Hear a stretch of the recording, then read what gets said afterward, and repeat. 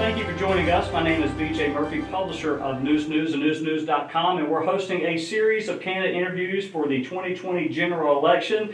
And don't forget, the general election is on Tuesday, November 3rd, and if you will be with us that night, 7:30 p.m. on Facebook, we will have a general election live results show that evening, 7:30 p.m. on Tuesday, November 3rd. But also, don't forget that early voting runs from October 15th through October 31st, so please make sure you cast your votes. And look, today we are joined by, we've got two at-large seats available on the Lenoir County Board of Education, and today we're joined by incumbent Mr. Bruce Hill. Thank you for joining us, sir. Thank you, BJ. Appreciate the invite. All right. Well, tell us a little bit about you and why you're running to retain your seat on the school board. Okay, BJ, so for those people who don't know me, my name is Bruce Hill. I have been on the board for 16 years. I have served as vice chair for 8 years. I also have served on the Lenoir County School Board Association Board of Directors for 4 years. I was born and raised in Lenoir County. My wife and I have been married for 42 years. We have 4 children. And my wife, myself, all 4 of our children are products of Lenoir County Public Schools. And that's something I'm very proud of. Just briefly, I'm a strong supporter and advocate of public education. Okay, I believe in public education. I believe it's a cornerstone of our democracy, and that it levels the playing field for all our citizens. When I first got on the board, I thought I knew an awful lot about public education and school system, and I found out really quickly I didn't. Even though my wife and I were engaged in our children's education, I found out quickly that I was not as knowledgeable about school system, public education, and school board as I thought it was. So I went out and I started doing professional development, board training. And in the 16 years I've been on the board, I've gotten over 1,700 seat hours in education. So I think in the last, especially in the last 6 to 8 years, we've made some great progress, some great strides in our education system here in Lenoir County. And I think that I've been a part of that, and I would like to continue to be a part of that, and would like to be the opportunity to serve again on the Board of Education. All right, fantastic. Well, tell us, Mr. Hill, what do you see as the #1 challenge facing education in our district, and what are some of your plans to help address them? Okay, so there are a lot of challenges, in any public education, and if you go out and study and you look and you talk to people, there are challenges not only in this county, but this state, but nationwide. And it's kind of like, so when you go to a meeting, have professional development, and you talk to people from another county or another state, another part of the country, it really becomes a small world. A lot of the same challenges, that are here in Lenoir County or in other parts of the country too. So there are some differences also because of, some of the dynamics and demographics. I think probably in eastern North Carolina, a couple of things that we probably have some issues with or have some concerns with. One of them, of course, is the achievement gap. And that is one of the things, that we have strived for the last 4 to 5 years to try to make improvements in the achievement gap. And, when you talk about an achievement gap, not necessarily talking about, achievement gap between black and brown students and white students. You're also talking about, low-income students. And so some of the things that I actually sat down, I'm glad you asked me that question, because I actually sat down and I made some notes of things that we've been doing and some of the successes. So in the last 4 years, we actually have closed the achievement gap in Lenoir County. The first thing we did was sit down and come up with a strategic plan. Okay? Everybody, you have to have a plan. You have to know where you are and where you want to get to. We used the data to help us define where we were. We held our teachers and our principals and our parents responsible for the student growth. Okay? We held our teachers and principals accountable for student growth using data. Everything should be data driven, and that's what we tried to do. We had a mindset of not leaving any students behind. We wanted every student to succeed. I know people have been around long enough to realize or remember, the No Child Left Behind. Which, there were some issues with that, but that's what we want to do. We don't want to leave any children behind. We want to try to educate every child in Lenoir County. We try to provide personalized student plans. We provide tutoring. We try to be transparency in all that we do. We have actually redirected resources in Lenoir County We transferred teachers to high-need schools. We've transferred principals to high-need schools.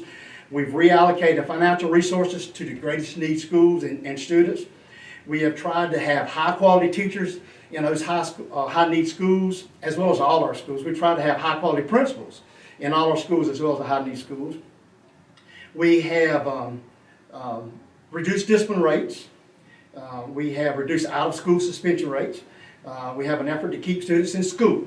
I can remember when at church. Okay, I'm gonna get a little off the stuff. In church, we were having a meeting, and we were having to try to get people to come to church, and we were planning all these different things to do. And one of the things, or some of the things that we're talking about doing, was having music and food and games and dance. And the man that was in charge, the chairman, I went up to him after the meeting. I said, if we've really got to have all this to get people in church, aren't we missing? Aren't they missing the message? Is it? Don't we need to get them in for other reasons? He said, yes, Bruce, but you don't understand. We can't get them in the door. We can't preach the word to them. So same way with our students, we can't get them in the door and keep them in the door. We can't educate them. So that's one of the goals we've been trying to do, is to reduce discipline rate, out of school suspension, keeping schools in school. We've also, so as you know, we have been a low performing district. And for those people who don't realize what a low performing district is, that means more than 51% of your schools are low performing schools. So I believe it was 4 years ago that we actually were a low performing district. So we have since then come out of low performing, and now last year we had 15 out of 70 schools that met or exceeded growth. Two of the schools, northeast and southeast, have the last 4 years have actually met or exceeded growth, and so that's something that we're proud of, because those are, of course, some of our high need schools. High quality teachers in every room, high quality principals in every school, professional developments for our teachers, professional learning communities for our teachers, alignment of instruction to standards, intervention and support programs. And then, like I said, use the resources where we need them. That is, of course, a main concern. And then one of the other concerns, of course, always, and I think you might be going to ask me, is about finances and resources. Right, yeah, let's jump right in that. Okay. Because I got 2 or 3 other questions for you. Is do you believe the Lenoir County Public Schools receives enough funding from Lenoir County and or our state government? Okay, so, BJ, anybody that would tell you yes to that, obviously either been on the school board, associated with the school system, or educated. And there's been some criticism, about public schools and about, not performing. But in order to be able to, do the work the public school needs to do, educate our students, to make them productive citizens, we need resources and we need financial resources, along with teachers and principals, right. and programs and software, support programs. But we need finances. So, I don't think any Board of Education member that's been on board at any amount of time would say, yes, we get enough money. We always can use more money, because there are always, different programs and resources that we could use to try to help, educate our kids in Lenoir County. So, we can always use more funds, more money. Right. At some point, our teachers and students will be back in school 5 days a week. Not sure when, but we know at some point that will happen. What parameters or benchmarks do you believe are necessary in order to feel comfortable making that kind of decision? Well, so no one, I don't think anybody that's involved in the education system, whether it's a student, a parent, a grandparent, a teacher, a principal, a board of education member, anybody in our community, everybody in our community believes that our kids need to be back in school, and they need to be back in face-to-face. All the studies prove, they learn better face-to-face. There's a lot of other different things too. So, we want to strive for that, and, at the same time, we want to try to provide a safe environment for our kids and for our teachers, So, as you know, we're starting back last week with, the hybrid B. We've gone into 2 days of face-to-face and the other 3 remote. So, and there are a lot of other school systems around us that, they have done the same thing. And so, one of the things that, just as for me now speaking, one of the things that we're, in discussing about when to start school with the remote learning is that we need to make sure we have everything in place and have all the protocol and the safety measures in place. And I don't think we were right at that point. Over those 4 or 5 weeks of remote learning, I think that, we've got to that point. So I feel a lot safer now. I feel better about having for the safety for our teachers and our students in the classroom. We do want to get to that 5 days a week, and like I said, nobody, wants the kids out of school. Everybody wants to face-to-face. I do think, there probably need some things we need to keep seeing the cases going down, hospitalizations going down, positivity rate going down,